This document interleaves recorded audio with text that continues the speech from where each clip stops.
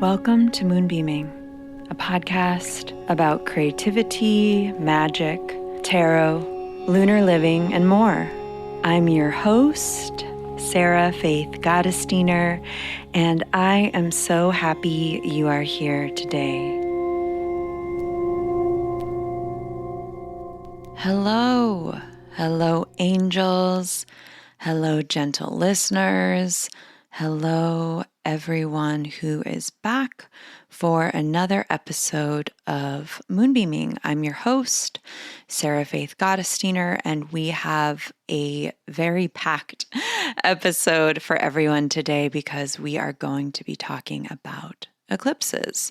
Before we get into the episode, I just wanted to share that I am teaching a class at Sea Grape on November 16th I think it's on a Monday.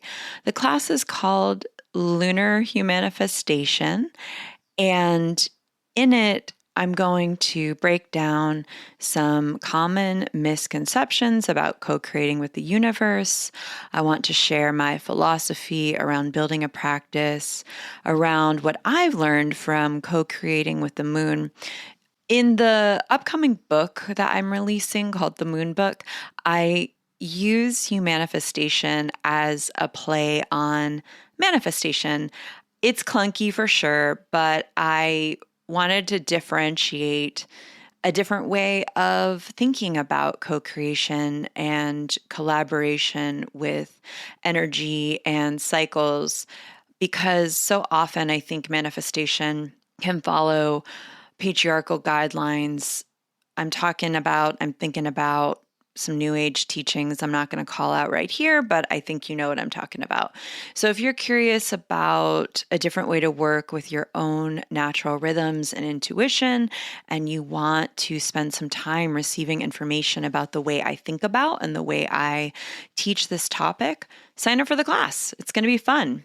I'm going to put the link to sign up in the show notes. So I'm going to get right in with what's going on this week and share the card of the week because it sure is a good one. So this week of November 9th is a waning moon week. We've got our moon beginning in Virgo, and then it ends in a lovely new moon in Scorpio on Saturday. So listen, you can do whatever you want. You do not have to take my advice, right? But you're listening to this, so maybe you're interested in taking my advice. This is what I'm going to say. This is a time to ground, clear, rest, repattern, reprogram. This is a time for internal work. I don't advise beginning a magical practice around big external desires this lunation because we have a lunar eclipse at the end of the month. So this is a little bit of a different lunar cycle where the new moon is not an eclipse. The full moon, as part of this cycle, is an eclipse. So the energy might be a bit more intense. We're going to talk about it all this episode, so don't worry. I do advise any activities around clearing, cleansing, wrapping up loose ends, practicing surrendering. This could be a time to look at some long-standing patterns, to get down really deep and to heal or work towards healing a particular belief you've been holding on to that isn't useful at the root of it. I do recommend tuning in and seeing what's coming up for you as being most important to put your focus and your awareness on. Really, really check out what's your biggest block right now. Not what you want it to be, not what something else was, but what's coming up for you right now. That's what needs to be addressed. Where are you getting in your own way? Why? How can you explore different stories? How can you create closure for yourself in some form? I was pretty stoked to pull the card that we all received this week because it can help us offer up more support and clarity. The card that got pulled for this week was the 7 of Discs. In some ways, The Seven of Discs or Pentacles or coins, right? It's the Earth suit. It's a card about looking at what you don't want as a way to figure out what you do want in the work of your life, in the way that you want your body to feel, in the way you want your days to look, and even your surroundings, even the tangible surroundings around you, what you touch, what you hold, what you look at, what you put in your body. The sevens are such a rich number to work with. Ultimately, this number doesn't want us to get stuck in the same pattern. They don't want us to look at tension or things not going the way we'd like as a personal failing. One of the jobs of this card, I believe, is that it does want us to be incredibly careful with our focus, our attention, and our awareness. And of course, our behavior, right? This is regrouping energy that also sometimes feels like crossroads energy. The Seven of Discs this week wants us to take stock, particularly in how we embody our worth, our values, and our abundance. What's working? What's not working? Why not? You can ask yourself that this week. This could literally be a week of like you saying, this isn't working anymore. This isn't working anymore. So just notice how that's coming up for you. And a lot of times when this card is pulled for someone else, I recommend to them that they don't throw the baby out with the bathwater. I don't know why we use this term. I don't know why I felt called to use this term, but you know what I'm saying. There are still some jewels in there left. There's still at least one or two nuggets of wisdom you'll be able to take away from a particular process, right? You have not been working so very hard for so very long for nothing, even if it feels that way. Remind yourself this. You got to figure out how to secure some relief for yourself, as well as understanding that just because one thing or two things or four things haven't been working, that does not mean it is never going to work. And so along with that, we have a lesson here about not overly attaching your identity or your worth to certain mistakes or pain or external or work-related stalls or stagnation. Particularly and especially when there have been so many factors out of your control.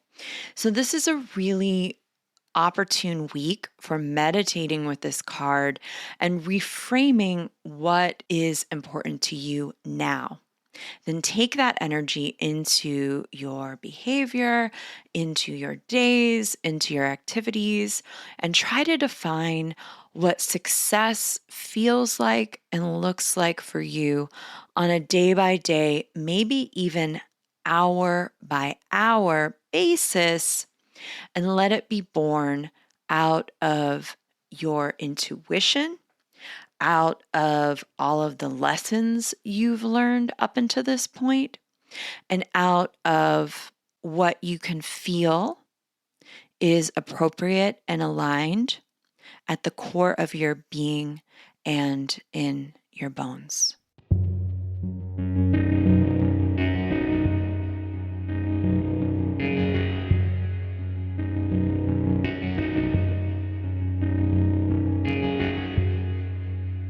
Before I begin this week's episode, I wanted to clarify some information about a previous project that I still get asked about regularly, which is a podcast I co-created several years ago called Strange Magic. I've had a lot of ambivalence about speaking publicly about this, but ultimately I do believe that we need to share our stories and our truths.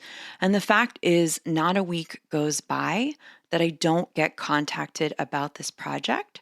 So I figured it was time for me to discuss my experience.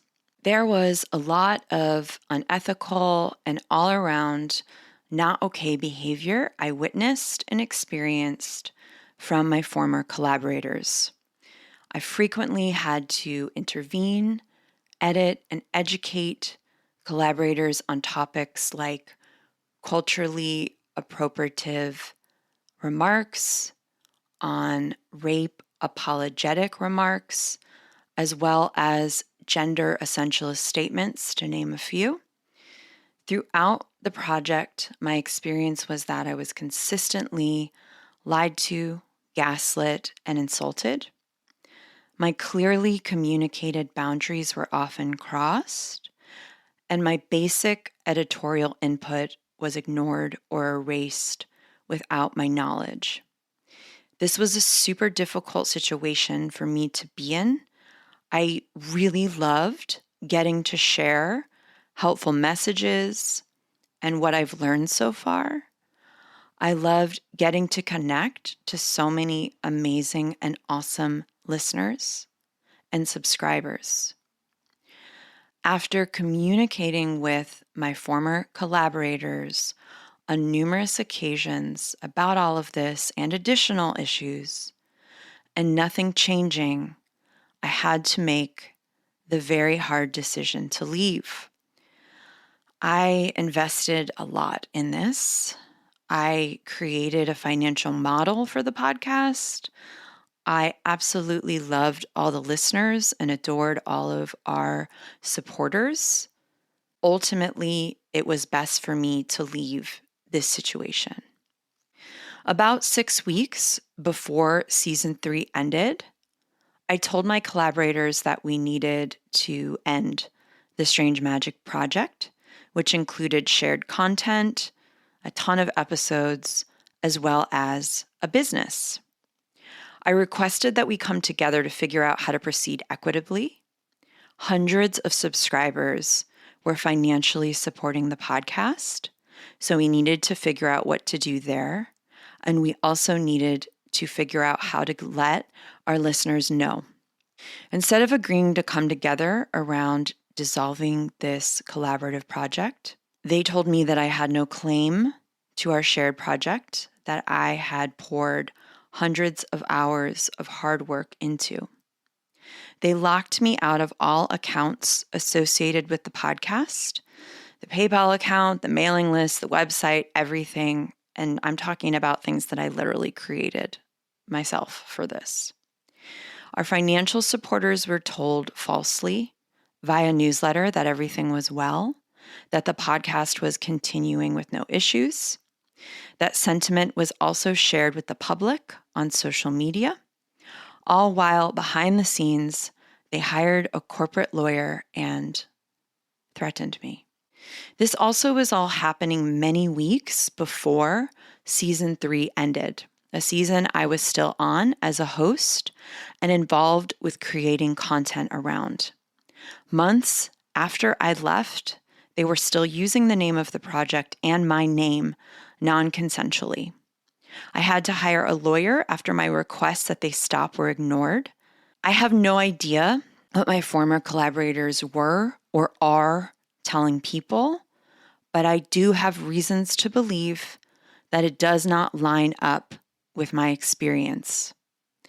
There are recordings and dated documents that support what I am sharing, as well as, of course, witnesses, some of who are lawyers. What I'm sharing with you is just the tip of the iceberg. I've gone no contact with them, and that is going to continue. I do not endorse, nor am I affiliated with them. And I really need to share, and I really need y'all to listen. My boundary for you listening today is to respect my request for peace and to please not contact me or them about this. I don't have the bandwidth to respond to messages about this. I do want to thank everyone who supported me through this. I appreciate all of you so, so much. And I hope this clears things up for those of you who have been wondering. Listen, I definitely anticipate retaliation and backlash with sharing this. That's part of why I haven't shared earlier, to be honest. As some of you know, I have a chronic illness. It is a progressive leukemia, and I really just want to focus on joy, on family, on friends, and on my work. And also, I foresee that some folks might wish to contact me to share their similar experiences. And I'm sharing this because people have already reached out to me. I've already received emails from folks navigating some really hard stuff, issues with covens, harmful teachers, unethical behavior in classes they're taking. And, one that seems to be coming up more and more is finding out that their healer or their friend is in QAnon. And unfortunately, I think this is going to continue to be an issue. There are so many amazing, fabulous, beautiful, ethical people out there with integrity. And also, unfortunately, there are also some unwell, unethical folks. And I really see that, especially next year, there's going to be a lot of discussion around this, not just in, say, a spiritual space or in a magical space, but really across the board. And I'll be talking about that, in the future. What is ethical? What is accountability? What is transparency? How do we deal with all of this? And on and on and on. Before I wrap up with this, I want to share a couple of resources for folks. The first is someone I respect so much. Her name is Allison Carr, and she recently published a podcast episode on her own process of speaking out against a mystery school she was in where these kinds of issues came up. I don't want to put words in her mouth. She talks about it publicly, so I'll just let her speak about her experience. The name of her podcast is Warp and Weft. In it, she talks about her process coming out. She talks about what did work, what didn't work, how she found support, how she decided what to share, and other things around that nature. I'm going to put the link in the show notes for you to check that out if you want some more support around that. The other support I wanted to name here is a group of folks called Breathwork for the People. I believe they have both an Instagram and a website. I'll link that in the show notes. They were a group of people that came together to address situations of unethical behavior and harm in their community. And I really think that it's an important example that they led with of compassion, really clear communication, and boundaries, just a really useful way for folks to utilize or take inspiration from talking about this stuff with grace, with compassion, and with a lot of clarity. So I'll put that link in the show notes. There's a couple other podcasts to check out. I haven't listened to all of the episodes, but I've heard from friends that they've been really, really useful and really, really helpful.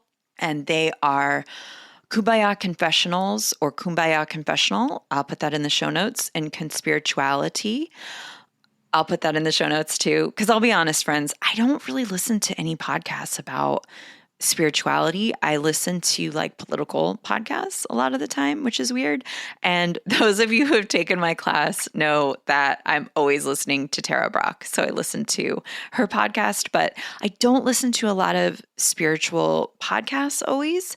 Because it's like right now, it's what I do for a living. So sometimes I like to take a break from it. But these are all podcasts that I recommend because they've been recommended to me. And as always, I suggest everyone think critically and use discernment and compassion in equal measures. So thanks for listening, and thank you for your support.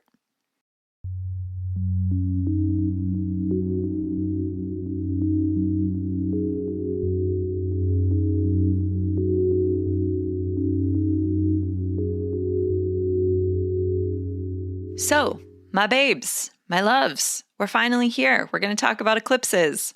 We're going to talk about how to work with them, some ways to think about them, some symbolism of them. And we're doing this because we have the last eclipse cycle of the year coming up. And we're doing this because, spoiler alert, eclipses happen all the time. They happen usually around every 3 months or every 4 months. They're just going to keep happening. They're not going to keep happening. So similar to, Mercury going retrograde, similar to you needing to back all your files up on your computer, similar to you needing to, take out the trash sometimes. They're just things we need to be with as they occur. And I have a real fondness in my heart for them. So I'm actually very excited to speak with you today about them. I do want to start with a disclaimer. There are a few topics that when I speak about them publicly, they elicit some very intense feedback from people. People who do not know me will email me to let me know horrible things about me. I will get DMs insulting me, letting me know horrible things about my intelligence or other aspects of my personality, or threats, or they'll start threads about me and what an idiot I am on the internet and how wrong I am. These topics are, in no particular order, racism and white supremacy, things of a political nature. When I talk about the suggestion that we, ban guns, especially semi-automatic weapons, and being against violence and war in general. I got a lot of this when I criticized harmful threads of thought in New Age philosophy. No surprise there, though. And eclipses. Yeah, eclipses. It's a bit wild because what I am suggesting is that we think about reframing eclipses as healing opportunities and chances to break patterns, facilitate breakthroughs, and in doing so, empower ourselves and reclaim our agency. So it's a little wild to me that people call me a horrible idiot when I'm suggesting we maybe work with eclipses that way. Or maybe I'm just suggesting that we don't run screaming into the night about eclipses, screaming about how evil they are and not to do anything, and to lock all the doors in your home and not leave and not do anything during eclipse season, which generally lasts for a whole lunar cycle, which, by the way, is a really long time. So I don't know. I get it. I guess folks, when they feel like their belief system is being threatened by another belief system, they can get really angry. They feel like they're being attacked, right? And so here's where I'm at, and I want to be really clear about this. I believe that more than one thing can be true at the same time. I believe that life is complicated, and I believe that there are many different ways to look at situations, symbols, relationships, and so on and so forth. And I also believe that one thing being true does not negate another's truth. Your idea about what a tarot card means does not negate another idea that someone else has about the same tarot card, right? We can understand this, right? My astrology chart, when it's in sidereal astrology, super different than it is in Western astrology. Are they both true? Yeah. Can they both be true? Yeah. Is one better or negate another one? No. Another example, just for those of you not into astrology, just another example to relate to. So I'm Jewish, and growing up I didn't eat pork products. And I was told it was for a religious purpose. Of course, research has shown that certain animals weren't eaten because of beliefs that there might be an increase of getting sick from certain animals for certain reasons. And then there are some Jewish folks who will say they don't eat those same foods because God told them to, because it was in the Bible. Are both true? Sure. I don't really think one negates another. I'm not really out here to prove one person wrong, really, unless, it's a harmful belief that is hierarchical or that is violent or that is a conspiracy theory or deeply misguided, right? Just to be clear about that, of course. We can think critically, we can do our own research. We can also observe what's happening for us in all aspects of our lives, which includes, of course, our spiritual lives. Sometimes I feel like there's this belief that if something is ancient, then it is true. Now, ancestral, ancient wisdom is sacred. I'm not saying that it isn't. And also, personally, I will parse out where I'm being superstitious. And I also think about reasons why, who is deciding what. And I take that into account contextually and historically. Like Hammurabi's code didn't serve all the people in his kingdom equally, right? Look it up. Or say the Constitution of the United States certainly did not serve everyone living in the nation at the time it was written, right? So I think it's really important to think about who is creating certain beliefs, why they're creating those beliefs, and who is benefiting from those beliefs. The other thing I want to talk about is this conflation sometimes with evilness and the cosmos. Listen, I refuse to believe that the cosmos, nature, is evil. Is it harsh? Is it unforgiving at times? Sure. Yeah, sure is. But is it evil? Is it making us do anything? Is it taking our choices away from us? I don't really think so. I think that really it's humans that can be at times evil and violent and who can at times look for correlations of that for various reasons, right? I think about working with the seasons and cycles as reflections of humanity because that's a super useful way to work with divinatory tools of all kinds. In fact, it's, obviously one of the original ways of doing so. So I often am thinking in my head, is this chicken or egg, right? Are we looking up at the sky and trying to figure out correlations between our limiting beliefs or violence we're enacting on others or opportunities that are coming up for us, or vice versa? I'm not here to answer that question, but I just want to bring you into my thought process. And sometimes I'm like, well, what if we change the way we view correlations? We talk about this in tarot study all the time. When we change archetypes, when the devil changes from being something to be afraid of to being something that can maybe be liberatory if we choose to address it in a different way and look at how we're holding ourselves back in our own lives or the function of devil in society, then we can have transformative experiences with these archetypes.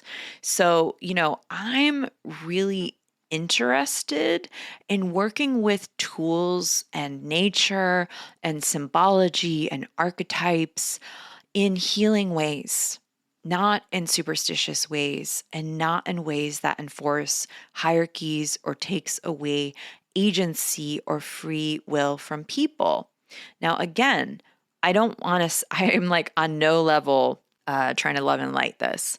Life is brutal I am not saying it is not. Life is difficult. Life is hard. That is why we have spirituality. That is why humankind invented myths and religion and so many other tools to help us find meaning and to help us transform and to help us grow, right? So I just want us to be having more conversations about the tools and having conversations about how we're working with the tools in just aware ways. Personally, I am obsessed with phenomenon that certain people will find evil or wrong. Eclipses, retrogrades, like difficult cards in the tarot, like the Tower. Of course, that's my teacher card, fun times. Or I talked about the devil. That's another favorite of mine. So I'm going to get into eclipses. I just want us to have the understanding that different ideas can be true at the same time. We can think critically. We can use our discernment and our intuition to tune into what resonates with us. I am so interested in the space that is between revering and respecting ancient technology and thinking critically and transforming or updating certain aspects of our practices, if those might be more healing for us now. Today, we're going to explore a couple other ways of thinking about eclipses other than them being completely evil and out to get us, battening down the hatches, be terrified, don't move, don't do anything, don't breathe, hold your breath, don't pass go, don't make any decisions, and so on and so on and so forth. In my book, The Moon Book, I go into more of the historical contexts, specifically more around European contexts, because that's my background and I feel like that's all I can really speak on for the most part, right? That there's also been this history of eclipses being used for manipulation by the powers that be. There's even this like really not okay story around Christopher Columbus doing it. You can Google it, you can look it up. I also want to highlight that in some cultures, in some of these cultures, these European cultures, there's been a lot of misogyny attached to the moon as a symbol historically.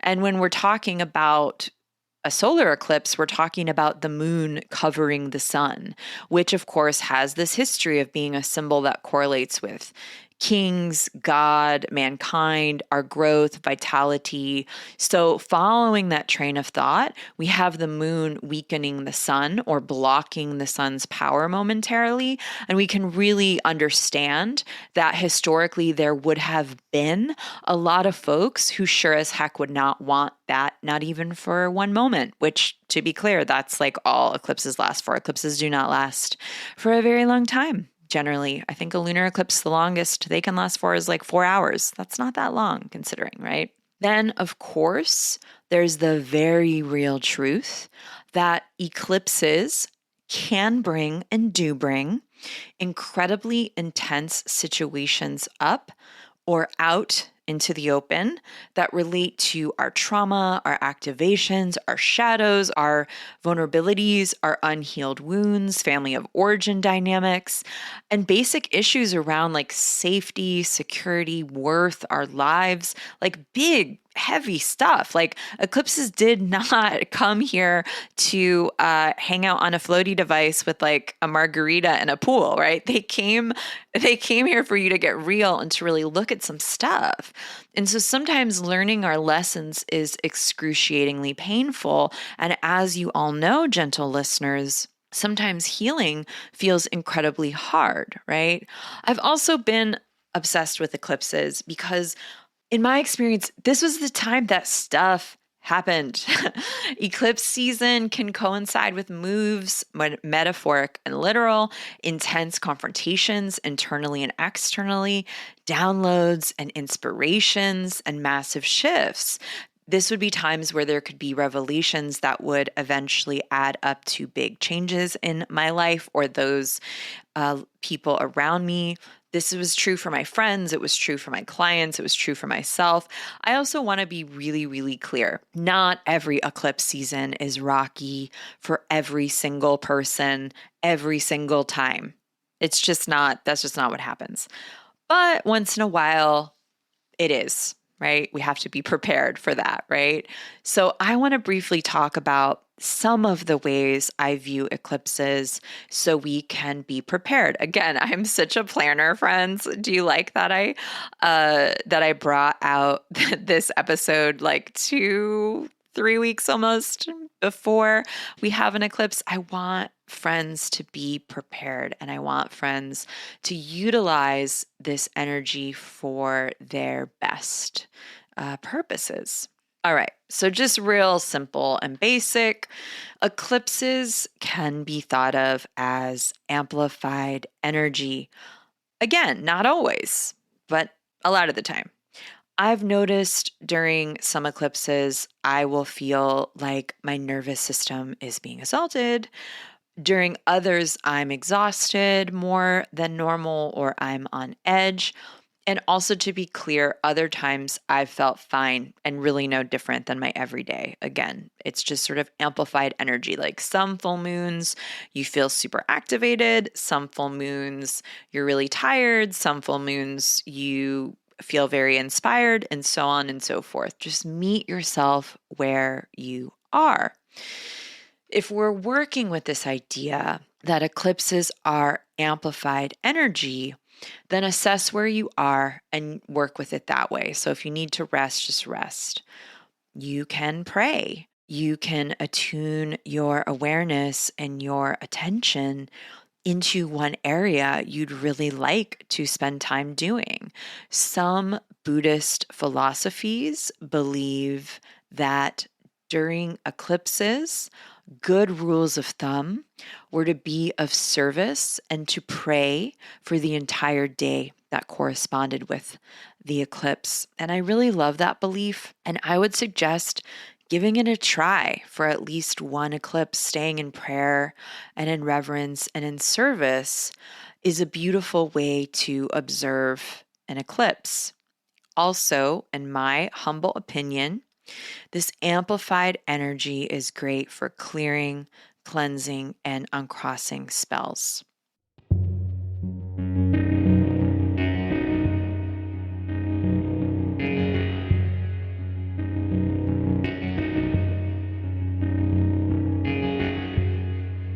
There's this other idea I like to correlate with eclipses, which is that they collapse timelines.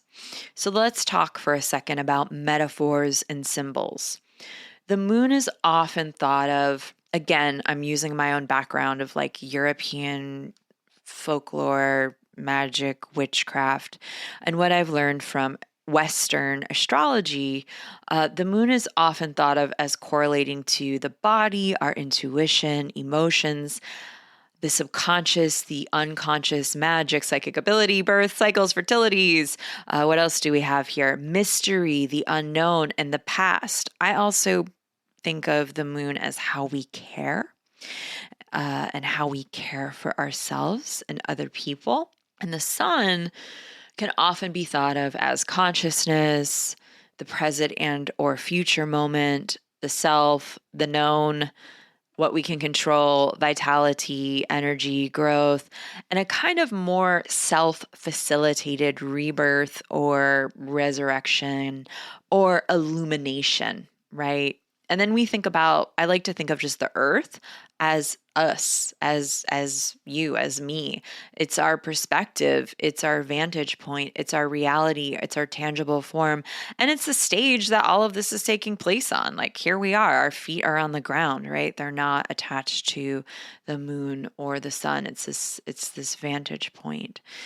So we have perspectives, we have location, we have movement around all of this. So, we're thinking about solar eclipses are generally associated with the moon being the subconscious or the past, covering the sun and or the conscious person, your conscious self, maybe your soul. Sometimes the sun is thought of the soul. I don't really think of it that way, but a lot of people do. And the present. So this will put the past or our subconscious or our moon or our lunar energy up in order to look at it in a different way, right? Think hanged one. I'm even going to say hermit. Think about fool energy. Think about having a different perspective around something around our past. Solar eclipses generally are associated with the opportunity to take different actions. Now that one has more closure or information coming from the subconscious or the past or everything lunar. And during a lunar eclipse, we have like us, present reality, Earth, covering up lunar stuff, our subconscious, the past, the moon, all of that, our intuition, all of that stuff. So we have the ability to take ownership of our stories, to rewrite our stories, even to really think about our needs in order to heal them. I think sometimes also of lunar eclipses as being this real acceptance energy. We can choose to parent ourselves. We can utilize radical acceptance to be here now, so to speak, to look at what is true, to look at what is false, and to proceed from there, which creates a new timeline. So during eclipse season, take a look at your timeline. Take a look at your current trajectory. What place are you operating from and why? And what different story, what different timelines can you create for yourself, right? What's the source of the movement and the choices you are taking moving forward?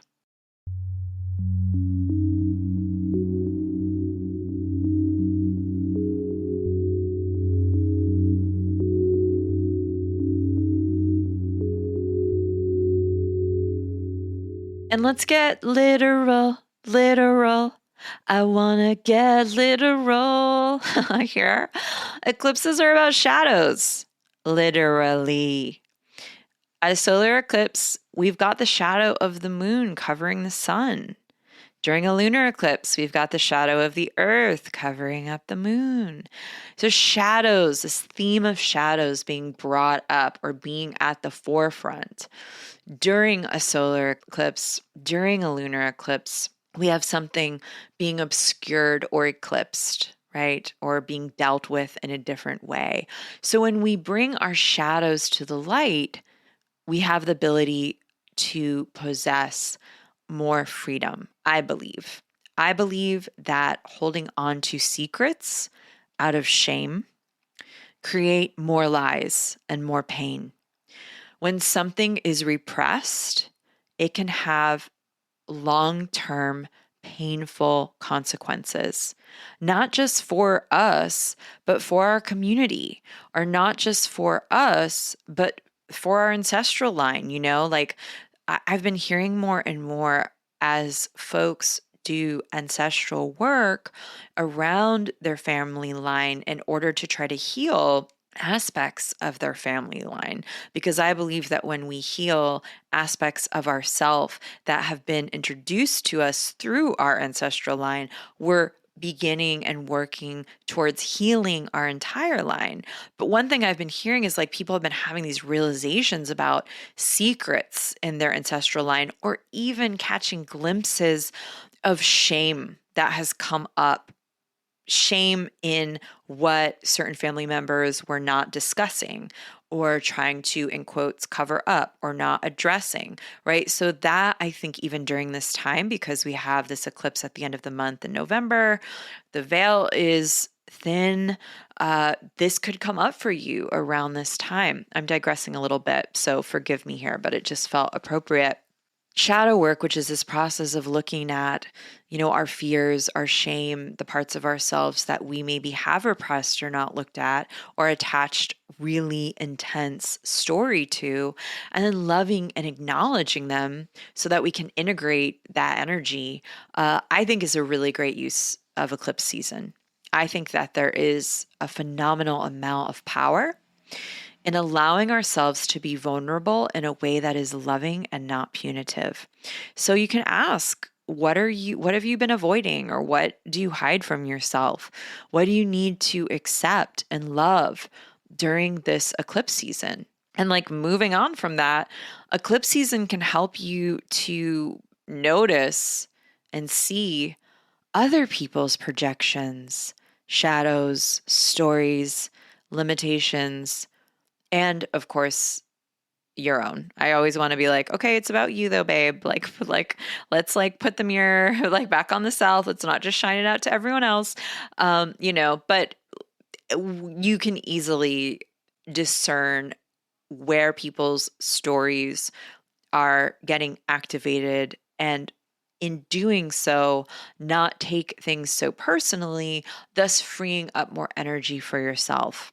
I believe that eclipse season is a beautiful time to break free from the projections from other people and what absorbing that does to your sense of self. And again, let's be clear, any day is a good day to do that. Any day is a good day. If you're listening to this episode and it's like 2 years from now and the full moon is in Libra and you feel great, and it's not an eclipse, like break free from other people's projections, break free from the stories that people tell you about you and what that does to your sense of self-worth. Because a lot of the time, especially obviously friends, if we're not doing anything other than just being ourselves, that is saying more about them than it is about you. Right? So let's just be clear. Not always, right? We got to be accountable to our friends and to those we love and all of the things, but you all know what I'm talking about, right? You can see super clearly during eclipse season what is someone else's stuff and what is your stuff. And I am going to take my own advice and say that two things can be true at the same time. There is the opportunity to discern what is someone else's stuff and what is your stuff. And also, there can be situations where, because the energy is so heightened, because someone might be activating you, because you might be activating somebody else, things can appear kind of murky and kind of difficult to discern and kind of hard to figure out and maybe even a little bit confusing. So that's all the more reason during eclipse season to be mindful and to be aware going into like what's yours and what's someone else's, right? But remember, during this time, people are prone to be reactionary, defensive when they are experiencing energy that they have trouble managing themselves. So that's one aspect. And also, right, we know that people tend to cling, grasp, lash out when someone is affirming a boundary, right? When you're affirming your boundary, when you're saying, no, thank you, I don't have the bandwidth for that right now, or you're saying, actually, I'm not available to discuss this right now. I'll have some time next week. Or I'm not available to talk about this right now. Or actually, that's not my experience of the situation. I'm not sure I'm the one I should be speaking with. And on and on and on. I feel like I should make like a boundary script list for friends to practice. But start doing that. Start practicing your boundary script list. And also, if it's someone you don't know and someone you don't have any contact with, like, if it's a stranger coming into your DMs demanding your labor or your time, you can just delete and mute. You don't, and block if that feels in alignment with you. You don't need to interact, perform labor for people. You don't have to engage with folks who clearly do not have your best interests at heart, So if you've decided this eclipse season you're going to work with different boundaries with certain folks, just be clear and expect a response, right? It's up to you to decide if you not only need to be available to those responses, but even if you need to be available to the feelings that those responses bring up in you, because we know that there will be we have our feelings. We have guilt. We might have some fear when we uphold boundaries, and we have feelings about them. So thinking about all of that, again, this is great for any time. Eclipse season is not the only time. I'm just bringing that up because I think it's going to be appropriate during this one. There's this belief or this saying, I don't even know where it stems from. I should definitely look into it. I should definitely check out the origin. I don't always buy into it, but sometimes I do. It's very difficult to speak generally. The bane of my existence, friends, is speaking generally, but sometimes it's true, sometimes it's not, right?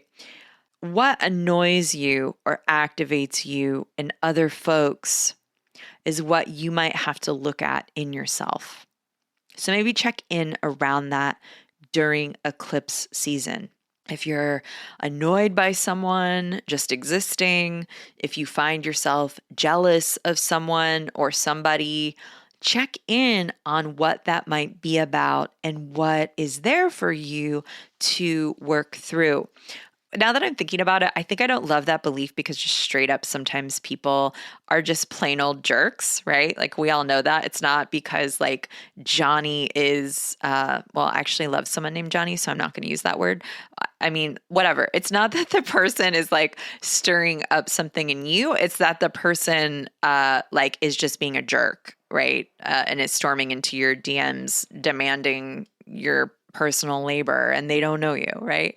So sometimes people are just jerks, right? So that's, I think, why I don't like it. It's, but I do also think that if there's a strong enough thread of annoyance or resentment or another intense feeling, sometimes that is some sort of aspect of yourself that you can look into.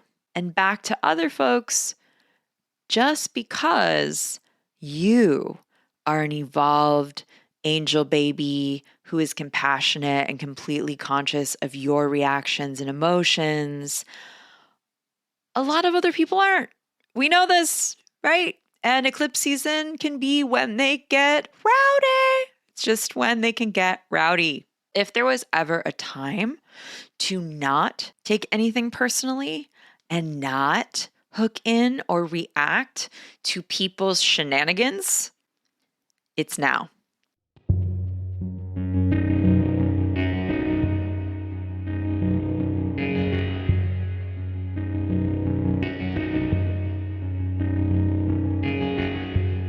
Here's another, friends. Eclipses help us break patterns and contracts. All of us have patterns we need to break. All of us have contracts we've made, maybe even since we were young. I also don't always believe this needs to be intense, right? I want to be really clear about that. While sometimes it is intense and we have to, break up with the patriarchy or someone's ideas about who we are based on our gender identity or based on who we were to them in a certain point in our life when maybe we bent over backwards for them and now we're no longer deciding to do that or whatever. It doesn't always have to be this like very intense process. It could be something as simple as breaking a pattern of staying up until 2 a.m. every night, not looking at your phone for 2 hours after you wake up, or like, here we go, moving on with someone annoying you, that theme, someone annoying you, but they're also showing you something about yourself. Like, what if you realized that you're jealous of a particular person or particular people because everything seems really easy for them? Just always seems so easy. They always have help and they're always in a great mood and things just flow to them and it just seems really easy. And for you, it often feels over the top hard, like just so hard. Raise your hand if you can relate. Don't worry. I'm not dragging anyone. I'm just dragging myself here. So you can ask yourself, like, when did the contract or the pattern of everything being really hard for you begin? What part of your identity is tied up in that? How can you make things easier? What would you decide in order for things to be easier? What patterns would have to change in your daily life? What contracts did you make with a younger self Maybe even your ancestors. What contracts did your ancestors make around things being super hard? How would that have to be rewritten in your mind and your behavior and what you told yourself and your energy and what you embody? That would be, again, like I'm feeling like eclipse season advice is just like in general great advice for us living on the planet Earth right now. Those of us who are trying to heal and move forward. But I do believe that the cosmic remix that happens in the sky is a fertile time for these kinds of themes. And they can help you reset, Remember, the word eclipse literally means to move past. Eclipses can show you what isn't working in order to help you find what will work. See how our friend, the Seven of Pentacles, comes up again here, my friends? They can show you the stories you've made up that have kept you stuck or making similar decisions out of safety or out of fear or out of habit. And then all you've got to do is try something else. Really easy, right? Super simple, right? Just kidding. It's so difficult. But here's the thing. Here's the thing about resets that I love so much. Resets are another chance. They're another chance to try something new in a different way. So at this time, think about what a true reset or maybe even a do-over looks like or feels like for you.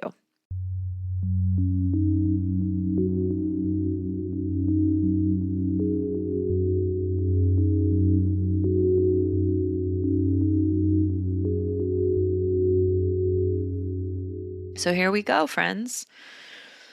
My thesis I want us to look at here. Eclipses can be healing opportunities. If we shift our consciousness, if we look at levels and layers of our levels of consciousness differently, right?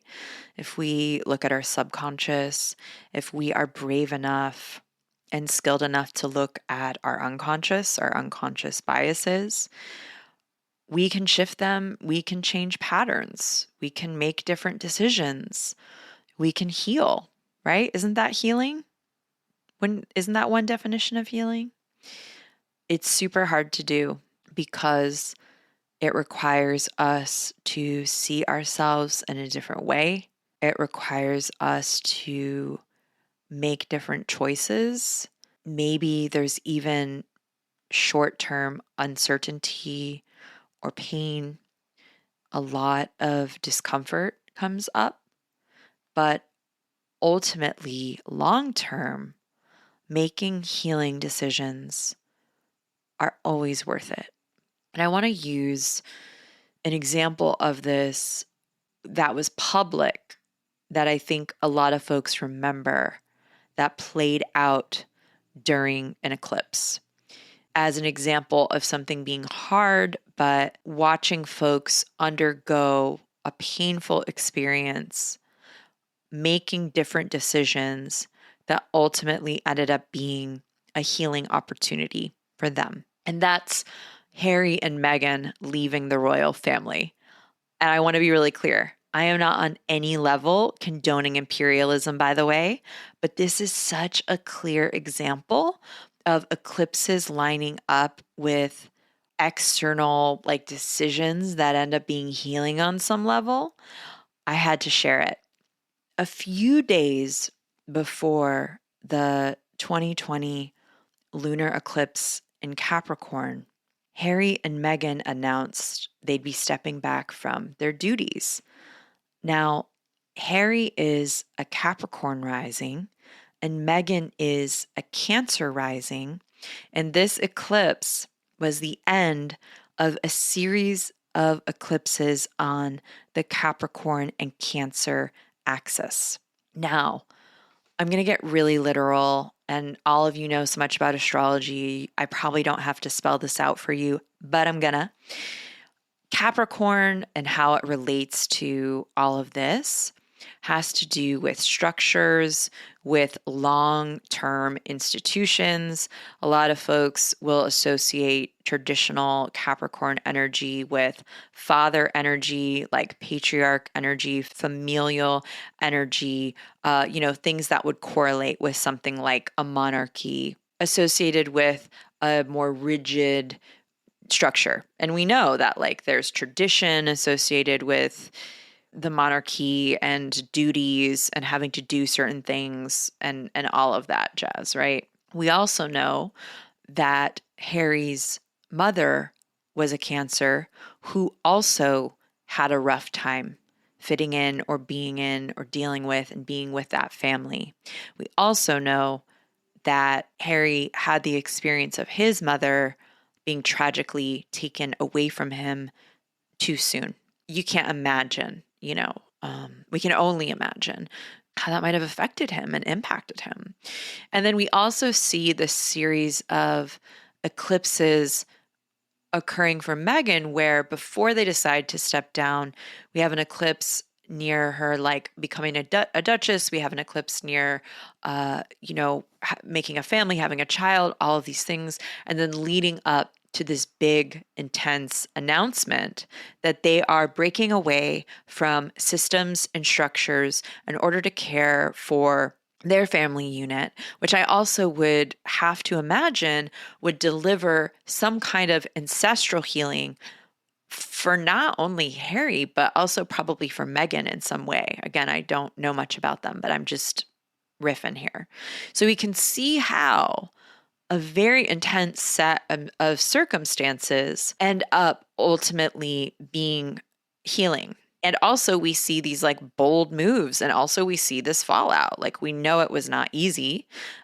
We know that people did not agree with this choice. They made it with discernment in their best interests. So obviously events in your own life are probably not going to be that dramatic as like leaving the crown and stepping down from that but I do encourage you to look back on what happened around some of the eclipses this year and the past couple of years to see what themes came up for you. Were there any events in your life happening that were symbolic for you? Were there any difficult decisions you had to make that corresponded around that time? Or conversely, were there any awesome opportunities, cool events that popped up for you? Did you really get your groove back and make a bold move or two around that time? Sometimes super interesting opportunities pop up. So for example, during the summer's eclipse season, I ended up moving into the perfect studio for me, something I've been dreaming of literally for years. So it's not all doom and gloom. Sometimes eclipse season can feel like the sky opening up after a long string of cloudy days. And eclipses can also, I believe, help you engage with astrological archetypes in a different or a deeper way. If you're super fascinated in working with astrology, there are opportunities to do so at this time. So maybe you look at what house the eclipse is happening in and what it is aspecting for you, what it's lighting up, what it's highlighting. Or research the north and south nodes of the upcoming eclipses and see what pertains to you or the greater world. Take note of what goes down. Take a look at those themes in your life. Spend time thinking about I want to put the emphasis, don't look on the internet, how you interpret the archetype or archetypes that an eclipse cycle season are going to be in. What are the shadow sides of those archetypes? Do you relate to them? Do you want to look at all things Gemini and Sag in your life? We've got learning, education, travel of all kinds, beliefs, collaboration, flexibility, mentorship, creativity. I also believe in levels of consciousness activation happening with these archetypes. I definitely believe in healing or accessing some aspect of self in order to gain healing or whatever else resonates with you around these archetypes. and what's coming up for you. So I really just want to underscore, like, really notice what's coming up for you, because that's what you're going to want to be working with. That's the opportunity. Write it down. Take note during eclipse season of how your body feels, what emotions are coming up, what themes are coming to the surface. And also notice what opportunities or shifts might also be happening and how they correspond to timing in an eclipse season. What are the gifts? What are the lessons? Because that's a really big one, I think, with eclipses. Whether they're easy to learn or hard to learn, we sure can learn some lessons at this time. All right, this is a lot of information. There's more in my book, which you can pre-order now, and it will arrive to offer you support in about a month. That's called the Moon Book. I'll link it in the show notes. So we're gearing up for this lunar eclipse. This could really help you move some energy, do some clearing, do some shedding, and move forward in some way or another. The lunar eclipse comes up first, so I think that's a call towards being in the moment. We have it in the lovely sign of Gemini, so we have all ways of relating and communication with self and others that could be highlighted. There could be this emphasis on the subconscious and an emphasis on mirrors, however that shows up for you. And then we have this solar eclipse a few weeks later in the sign of Sagittarius. And this could underscore or facilitate new travel, new beliefs, new actions, once some of the information that comes up around the full moon gets processed. I personally am choosing to see these eclipses as a chance to create different habits, to relate to myself in different ways, and to choose to invite in more healing. So, as always, take what you would like and leave the rest. Until next week, my dears, I am sending you so much love, so much protection, and so many blessings.